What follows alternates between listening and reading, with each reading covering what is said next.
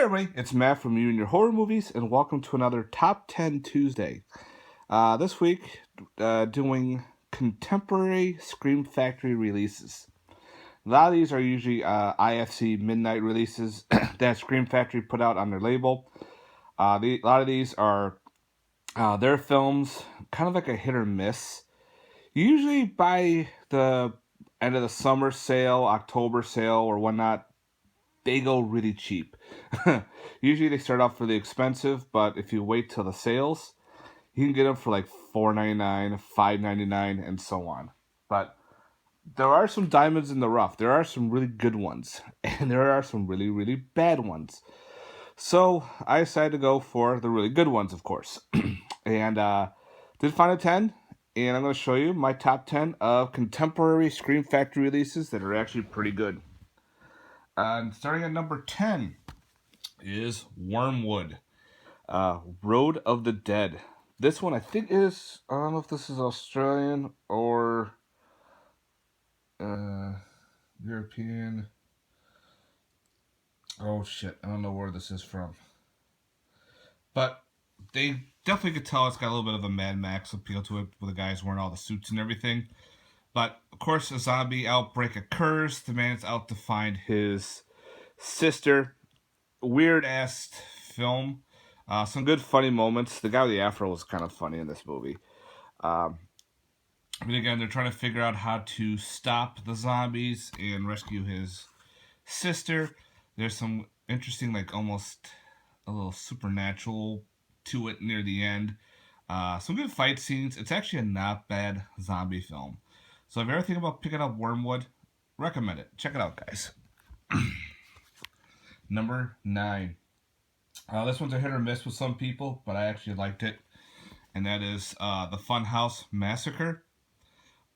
I like the storyline, how they took a bunch of psychopaths, they escape and they hang out in a funhouse.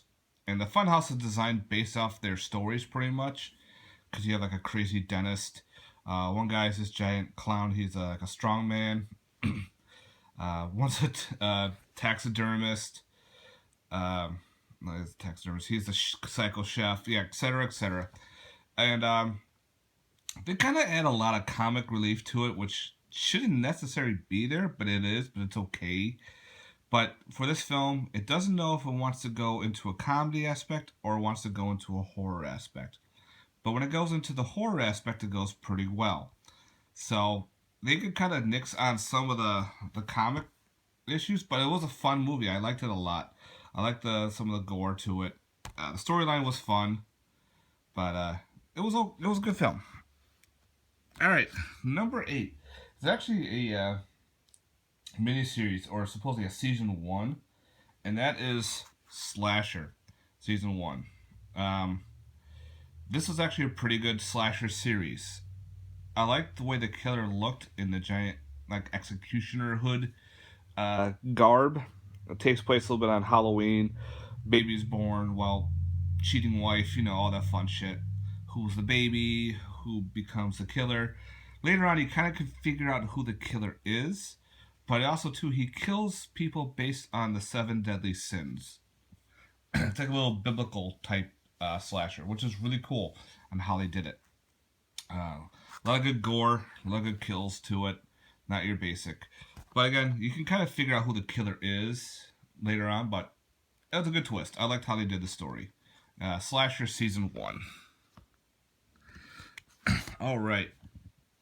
Number 7 is the Babadook.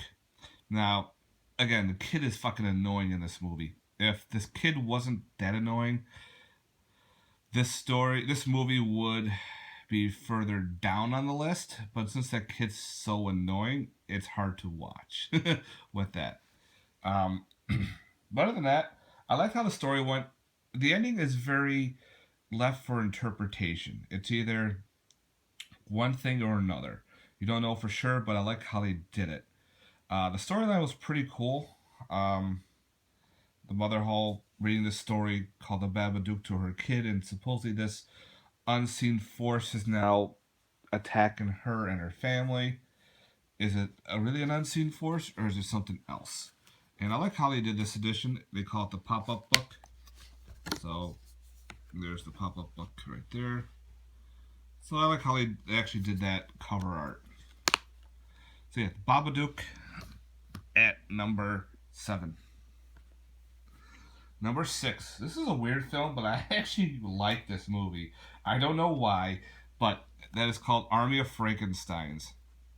Just the title alone, it's like, what? You would think this movie would be pretty, really bad.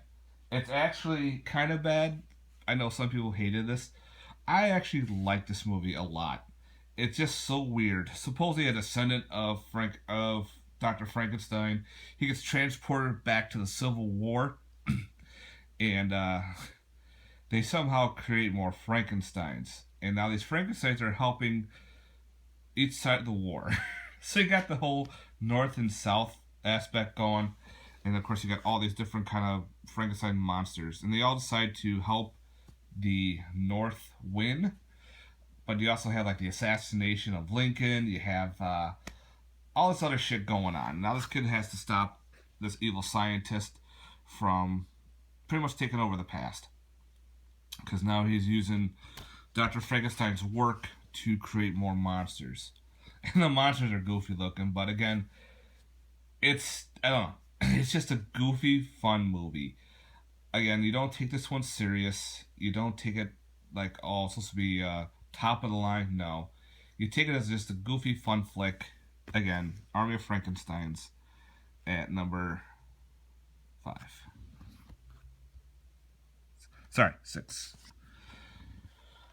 Number 5 is The Battery. The Battery is pretty cool. It's a different take on the zombie film. You have two gentlemen stuck in a car. The Battery is pretty much based on the batteries of a CD player that this one gentleman has to help drown out the zombies. It's actually a really good film. The way how it was written and how it was done well. I never upgraded to the Blu-ray, but I'm just happy to have the DVD. But again, a lot of people rave on how great this movie is. It's good. It's really good. I highly recommend checking out The Battery, guys. It's got reversible cover art. I always like this cover art better. So yeah, number 5, The Battery. Number 4. It's another stupid film, but I actually liked it. And that is Blood-Sucking Bastards. This is pretty much a Office Space meets a vampire film. And this vampire takes over this small like firm slash business, counting, whatever the hell you want to call it, in a high rise. And of course starts turning people into vampires. And of course this one guy wanted the raise. He didn't get it because I hired outside help. He likes this one girl, lie da. You got your slacker friends who just don't care and they're just goofing around. Funny film. I actually started laughing on this film a lot. It definitely has some good blood to it, so it's got some good gore, a lot of death scenes. Different take on the vampire flicks. But again, I like how they did it. Blood-Sucking Bastards was a lot of fun. That's why it's at number 4. Number 3 is Beneath. Again, this was another one that got a lot of hate because the way the fish looked. Who cares? The fish, I thought, looked fine. Again, most of the horror takes place in the boat, and the fish is its secondary character. We have a bunch of friends out on a party and whatnot, so they're on a little island. They decide to come back, and of course, this giant fish attacks and starts like taking their oars, attacks one of the girls, so they're trying to get her to safety. And of course, now they're stuck in the middle of this lake. And of course, they're not supposed to be there. Well, they decided, well, if we have to get back, we can't swim. So if we feed someone the fish, we can probably have a chance to keep rowing back to shore.